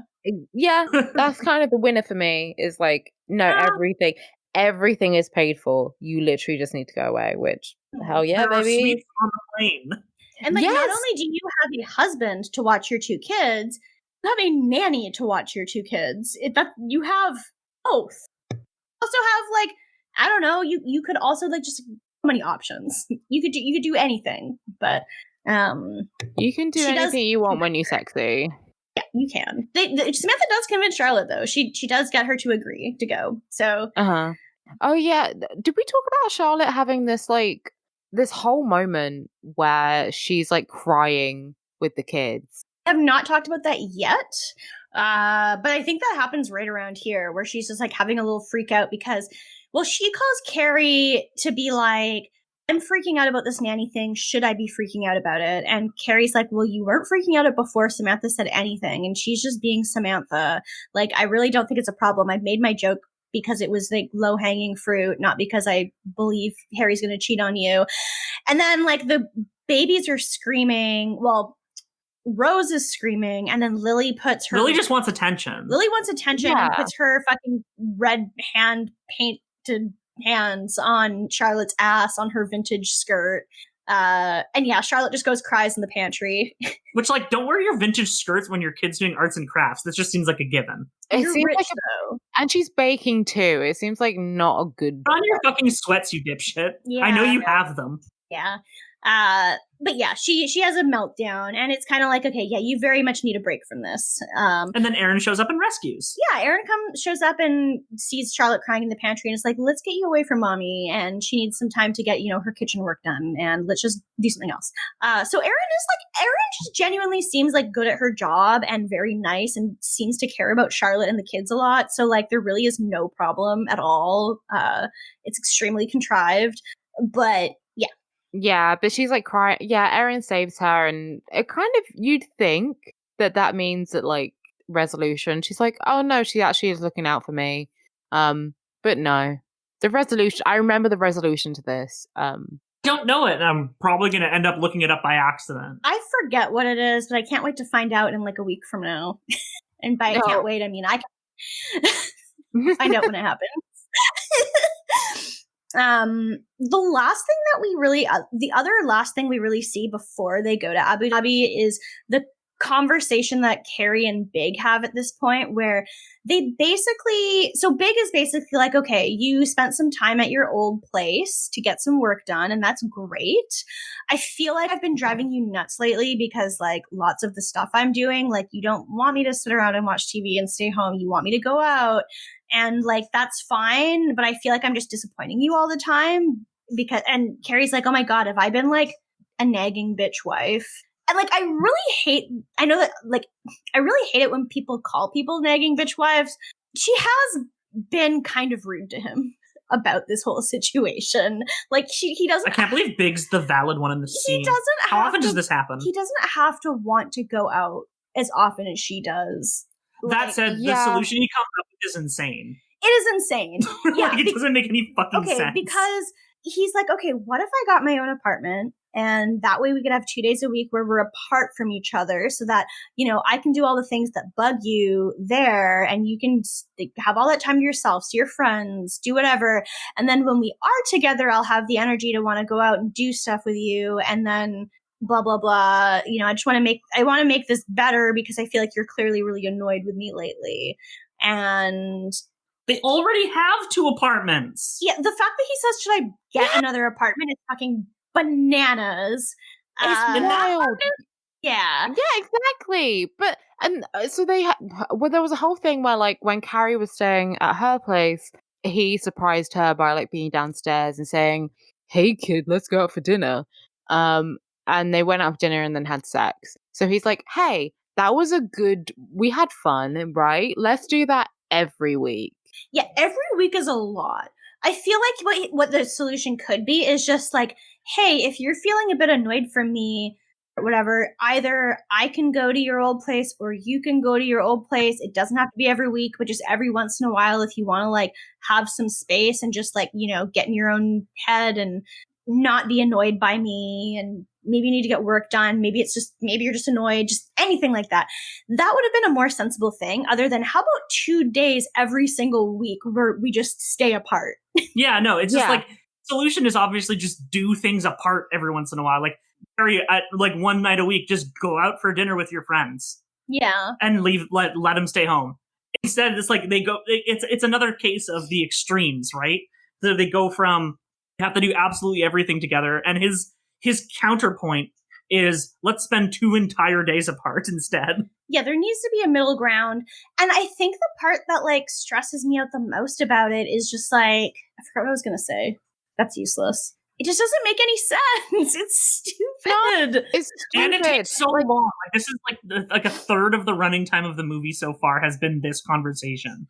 It's so much. Like, you're right. The logical thing to do is just do it whenever you kind of feel a bit stressed. But everything needs to be a fucking controversy. And they have 3 different scenes of them having the same conversation about whether or not they want to do it.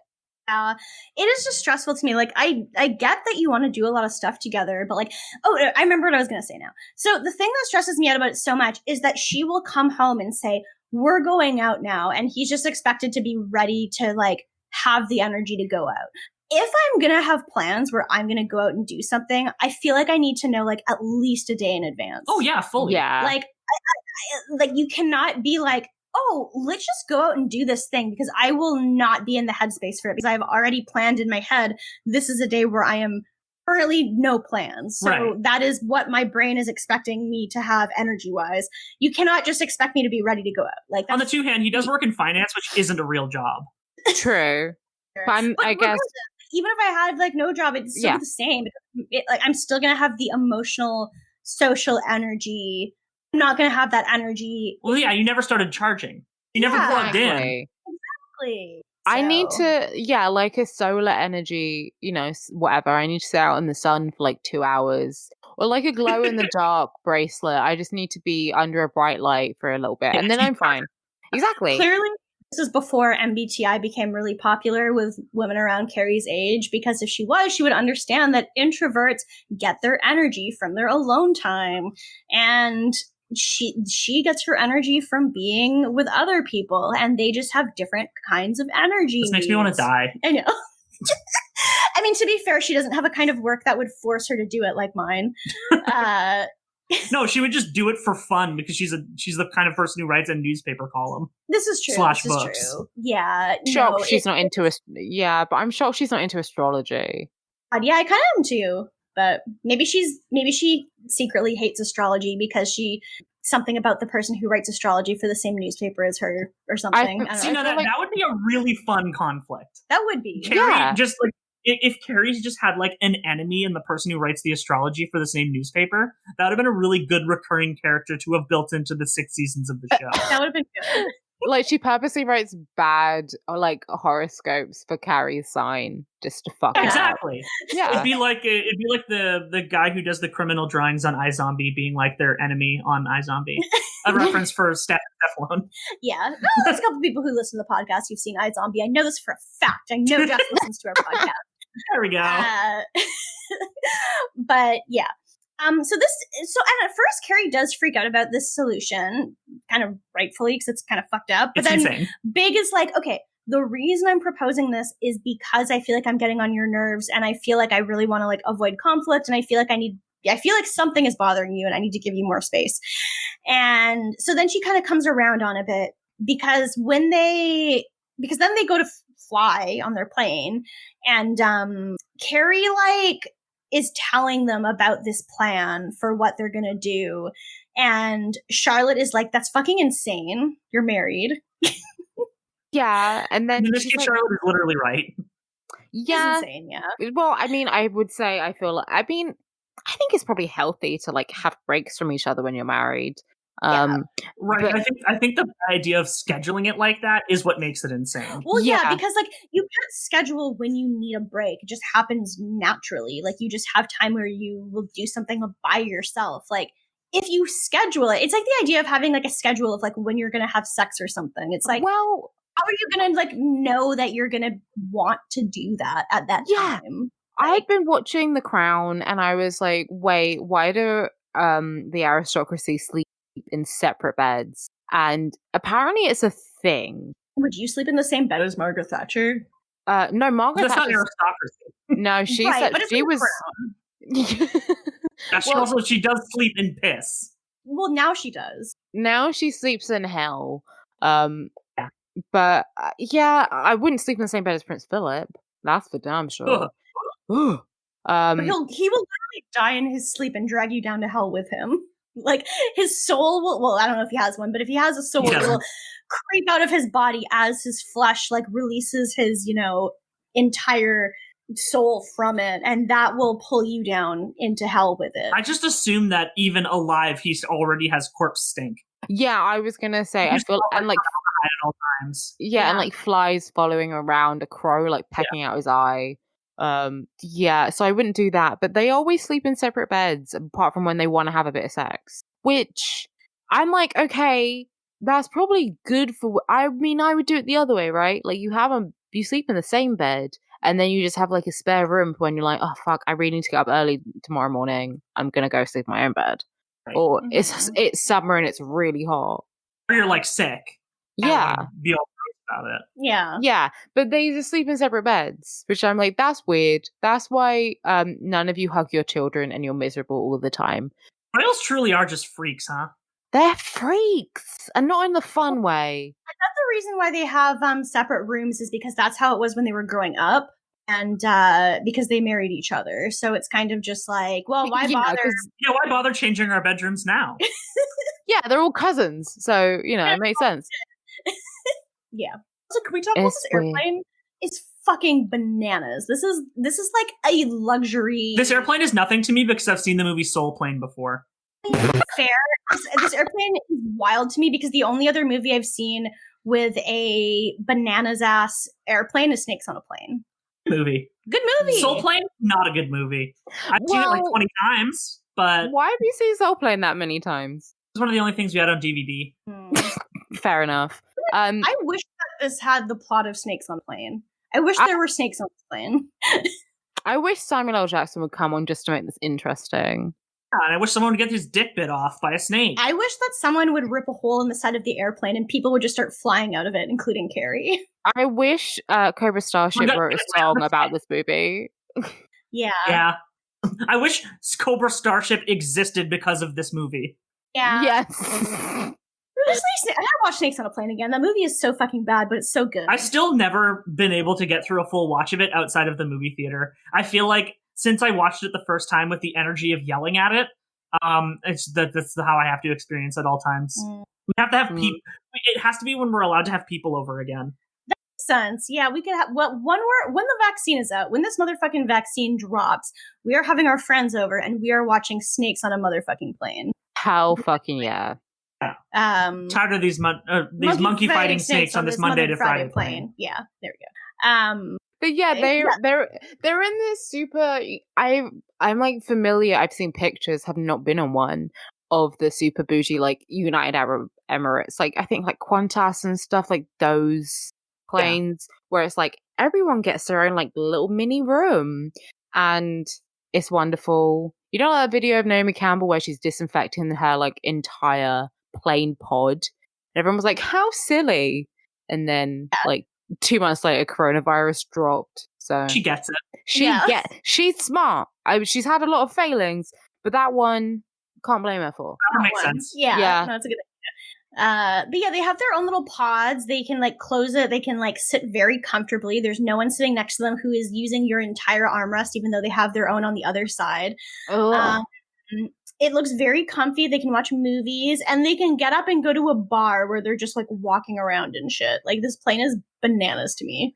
It's like luxury. They started playing the racism flutes. We're in. Right. This is where we got our first racism music that wasn't Irish. It reminded me of there's like a level in Crash Bandicoot 3 where you go to like, I don't know, like it looks like Aladdin. And I'm pretty sure it was the same song. I was like, oh yeah, this is from Crash Bandicoot. Like, that's how cartoonish it sounds. Just a fucking flute. It's a lot. It's a lot. And they're like, oh, we're going to the exotic Abu Dhabi. Miranda has been learning Arabic, and she starts talking about the customs. She's like, by the way, you can't embrace a man in public, Samantha. Chekhov's legal law. And I think like that's an important thing to know before you go to a different country. Like, if they have vastly different laws to where you like live. Yeah, for sure. And they just keep saying it's the new Middle East. It's the new Middle East. Everything's fine. That other one that everyone, not the one that did 9/11. It's this new one that we're going to. So it's the new one that actually had people who did 9/11, as opposed to the one that everyone said did 9/11. It's a lot. They are. Yeah, they talk about the customs. They talk about, like, we also get this moment later where Charlotte is like, Carrie's like, oh, well, it's the new Middle East. And Charlotte's like, it's still the Middle East. And it's like, why she doesn't use Goldenblatt on a reservation? Yeah. Yeah, and it's like, ooh. Yeah, it's the whole section. Charlotte would have been the person who takes the Jeremy Corbyn anti-Semitism complaints really, really seriously. Oh, yeah, she would have been on Twitter. Just kidding. She would never have voted Labour in the first place. No, but she would be mad about it. Yeah, she would be mad about it. Yeah, no, for sure. Yeah, but I weirdly feel like Harry would probably vote Labour. Yeah, I would be like, Charlotte, calm down. She'd be like, no! Even though she's a lifelong Tory. Oh, God, fully. Yeah. No, Harry would be like, no, there's some legit complaints about the Labour Party, but like, I don't think Jeremy Corbyn himself is to blame for everything. And she's like, no, he's an anti-Semite and a racist. Even though he's been actively anti-racist for the past 40 years. Anyway, I'm not going to get into it because I'll pop a blood vessel. Anyway. Extremely fair. Yeah. So, they land. Oh, yeah, they land and they're in... we're almost... I feel like I've run a marathon. I want to bring up one thing that was on the plane, which is that Miranda brings one of her tabloid magazines on the plane. Yeah. And of course, the fucking cover story is someone fucking their nanny. And Charlotte just takes it into her pod and closes the door. Yeah. I kind of feel like there was a time where like celebrities were fucking their nanny all the time, though. Like, I feel like that's just always been happening. I feel like that could be the cover of every other tabloid.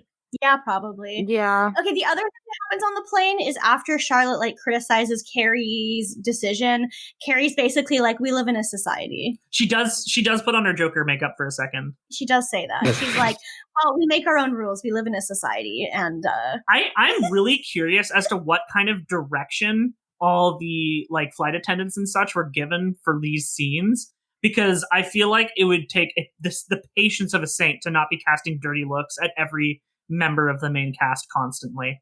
I mean, I guess it's a bougie airline, so like they gotta remain neutral at all times. They don't really start getting the dirty looks until they actually get to the city. Yeah, we'll get there, I guess, pretty soon. I mean, that's the next note you have, basically. Well, yeah, because the next thing is they land and they go through security after landing instead of before flying. I don't know. This doesn't make sense to me because I've always gone through security before flying, but or even like as they land, like they're getting their luggage, and then going through security as well. Yeah, might just be a bougie airport. Who knows? I'm not rich. I haven't been in a different country in like 10 years, so I have no fucking clue. Everyone feel bad for me. I've been in Britain for like 10 straight years. I'm sorry. Yeah. I mean, at least in 2 or 3 years, when the United Kingdom collapses, you'll be able to go to another country relatively quickly. That's true. I'm hoping we get bought out by Amazon and we become Amazon presents the United Kingdom. It's just called Bezos Land. America.co.uk. Oh god. Yeah, so they go through it and they see I thought they were gonna it was gonna be a vibrator joke, but instead it's like all Samantha's like medication, and they're like, sorry ma'am, you can't have this. Which I feel like wouldn't medication... In what world are hormones are a controlled substance? Like, she has, like, melatonin and estrogen with her. Yeah, also, like, I'm assuming she would need to have a prescription for at least some of that stuff. And you can't take away something that's prescribed. Yeah, they basically are just like, these are drugs. That's the law. We're taking them away. And it's like, okay. Yeah, my friend is from Dubai and, like, she takes, like, lots of medication. And I don't think she's had a problem with it. Right, it was super weird. And then also that, it's just like, I assume it will come up at some point because it's like, Chekhov's menopause going on in the background. Yeah. But like, that's not the first thing she says to the hotel clerk when she gets there. Like, get me my shit. Yeah. Basically. Yeah, exactly. He's like, and then there's like a guy showing them around. And he's like, if you need anything, let me know. You think you'd be like, yeah, I need my fucking medication. Yeah, I would think. But yeah, they also have like these 4 cars waiting for them. So they each get their own like personal car to take them to the hotel. And Miranda runs to the car and gets in. And then she yells out the window, Abu Dhabi do. She does say Abu Dhabi. Yeah. I mean, Chekhov. Like Scooby-Doo. I think she was going for a Yabba Dabba Doo. Right. Yeah. Well, Chekhov's Flintstone references, because when like Samantha is taking her vitamins, Miranda says, I take Flintstones 1 a day. Yeah. Damn, paid for by another product. Paid for by another product. And as if she doesn't take the Flintstones gummy vitamins, which are obviously the better ones. I liked the chalky, powdery ones. I would love to bite into them and just be like, tasty chalk. No, I like the gummy ones. Acid, but I like gummy vitamins for sure. I like, if I had to, I'd go gummy over anything. But they got gelatin in it. I can't eat it. True. Yeah, I guess you have to get the powdered ones. Yeah, my life be so fine, then boom, gelatin. Damn. But yeah, so they go to the hotel, which it looks like a palace. And they're shown around by Omid Jalili. I didn't pronounce his name right. I'm trying. It's late. So they're shown around the hotel, and they're like, oh, their own butlers. They have their own butlers. Oh, by the way, the Rugby World Cup is happening there, so the hotel is full of rugby players. Samantha is overjoyed. Yeah, obviously in the second half of the movie, she's probably going to have sex with all of them based on how the show is written. And then get arrested. So, yeah, exactly. Also, I assume they bought the Rugby World Cup, much like Qatar with the World Cup 2022. Yeah, I don't know. I'd probably. But they couldn't afford the Football World Cup, so they went for rugby. No, for sure. And Carrie is wearing this like a glittery head wrap the entire time, and I'm wondering if this was like some kind of choice where she like was like, oh, I'm gonna be in the Middle East, I should wear the closest approximation to a turban that I have. It's like literally just like a sequined head wrap. Yeah, well, I'm not sure if that's what they were going for. Probably. And then Miranda is also wearing like a jumpsuit with like a kind of like a kaftan over the top, which is very kind of like Middle Eastern inspired. I mean, it makes sense because you're in a hot country, so like traditional Middle Eastern like clothing makes sense for the climate. A lot of cloaks and stuff. Yeah. But also it just seems they're like, let's play dress up. Right. Yeah, it is very much like that. Yeah, like Trudeau emoji. It's literally Trudeau emoji. I'm glad it's not Trudeau who playing Aladdin. No, it's not Trudeau blackface. It's just Trudeau emoji. It's just Trudeau's bad costume choices. Aren't we Trudeau so lucky emoji. that they never do blackface? Aren't we so lucky that their racism never does blackface? Yeah. Skin of our teeth.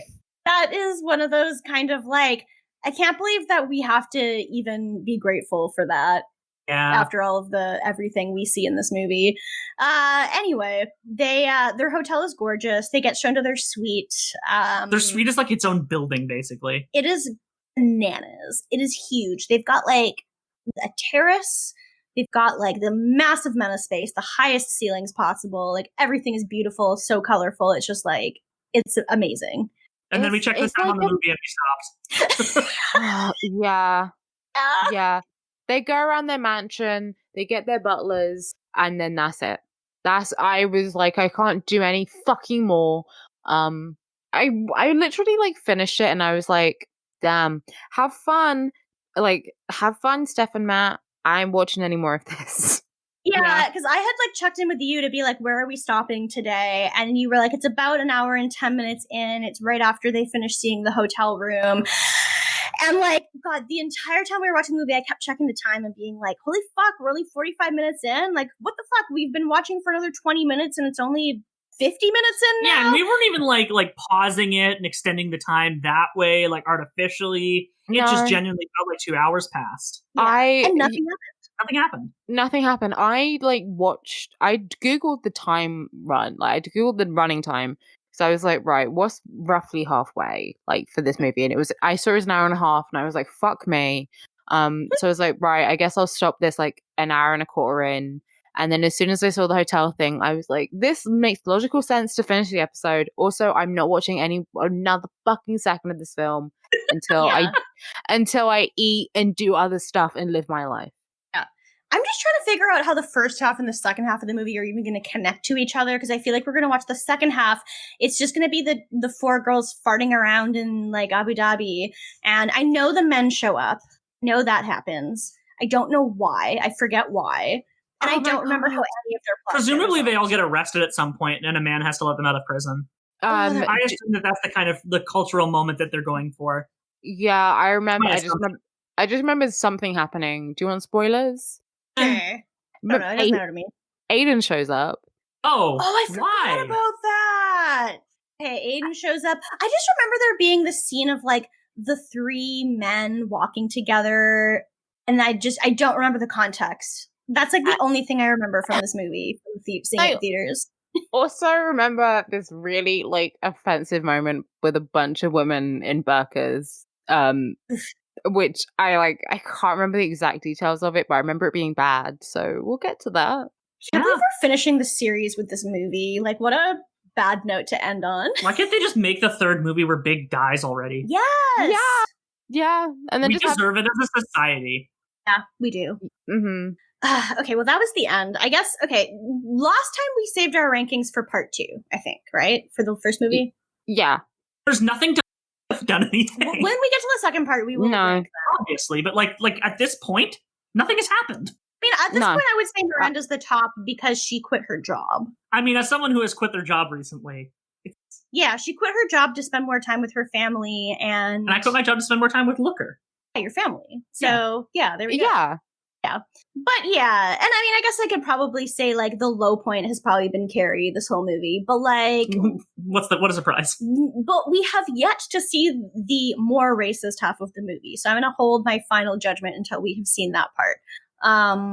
Yeah, we don't have any questions this week because we told people to not send us questions for the movies because we have recorded very long on them so far. Yeah, and we're running close to 2 hours right now, so. But we can do the Patreon.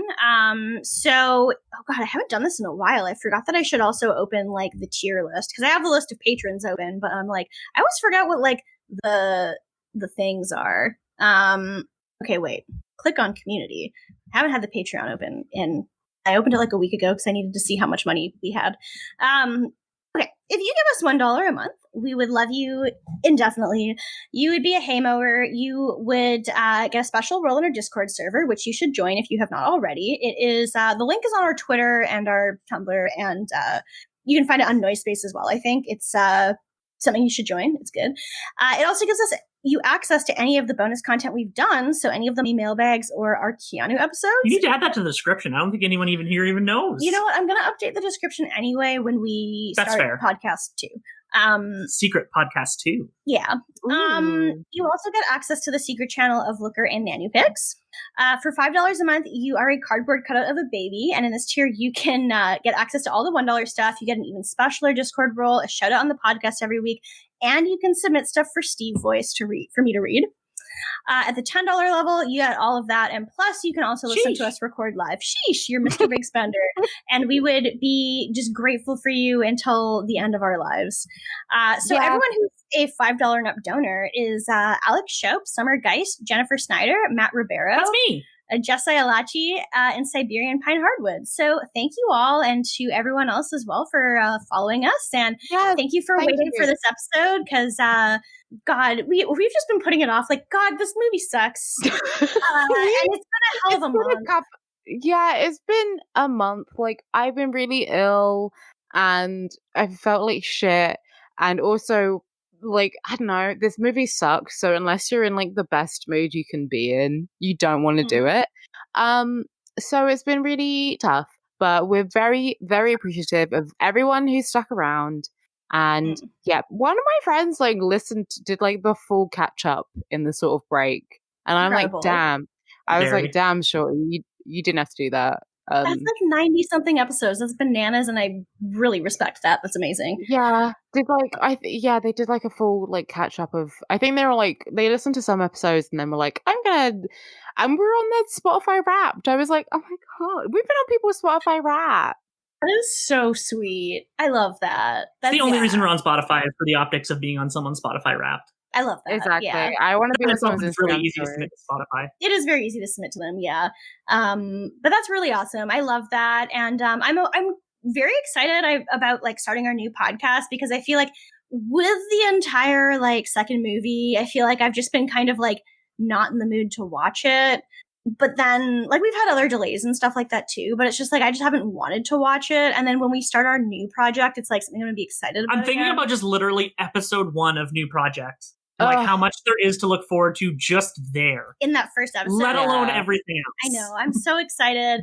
I'm excited for, maybe new listeners, for old listeners to experience something new. Like, could we even give them a hint? Like, we got our art and I was so excited. Like, Summer did the art for our new podcast and it looks so good. I'm so excited. We have our theme and, without just giving it away, I'm really bad at giving hints. Like we're staying in.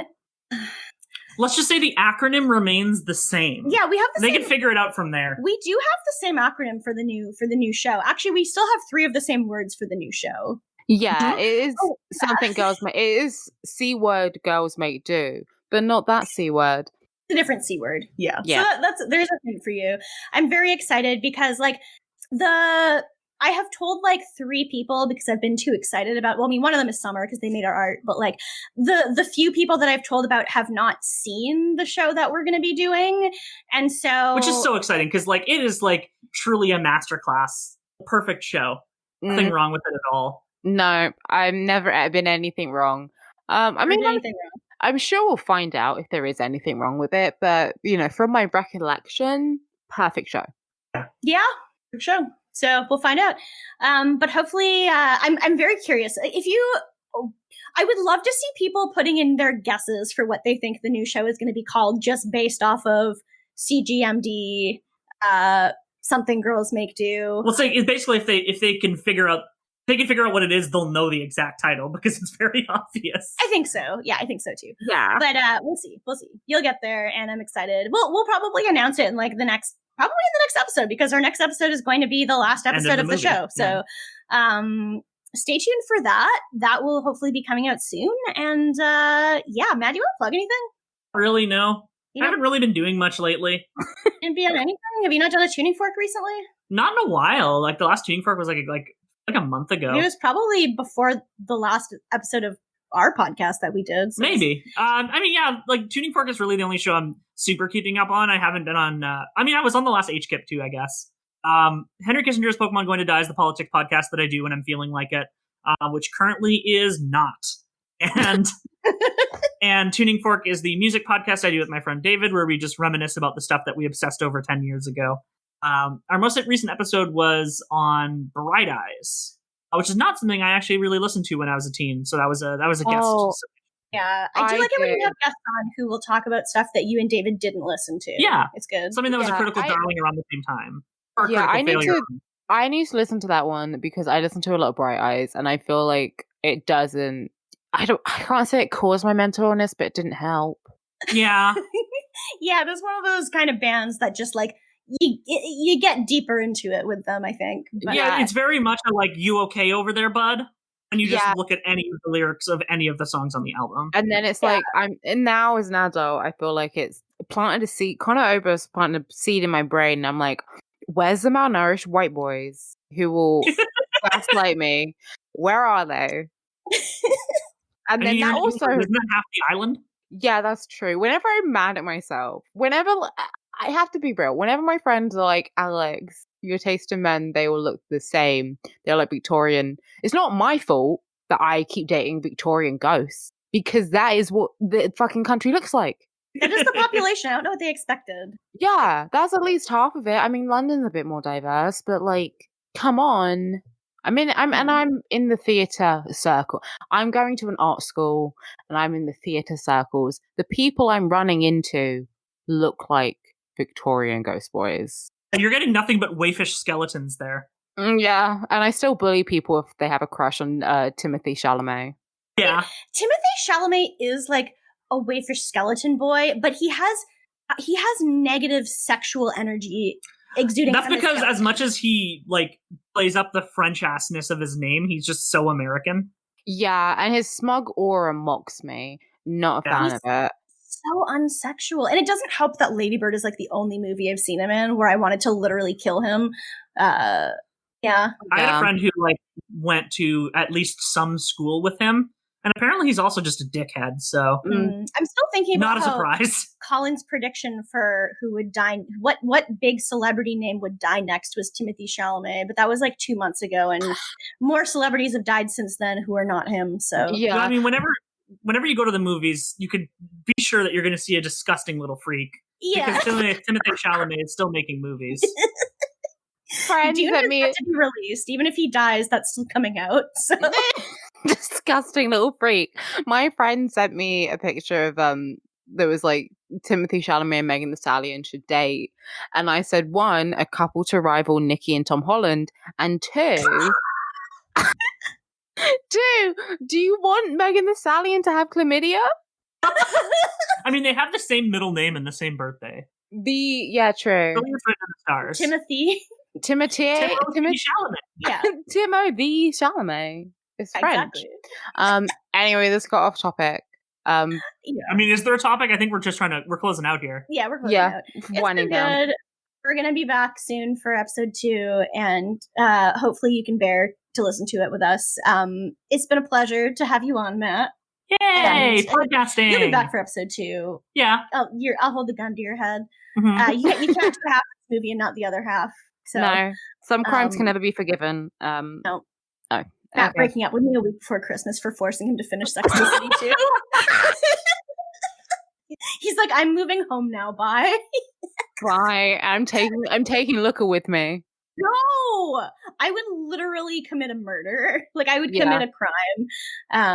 Anyway, no one can take Looker. He's too he perfect. lived here before Matt did. Yeah. So I don't even think either of you own Looker. I think he's just like he just lets you live with him. We definitely own Nanny though. Yeah, Nanny's stupid. Nanny back up to Sudbury with you.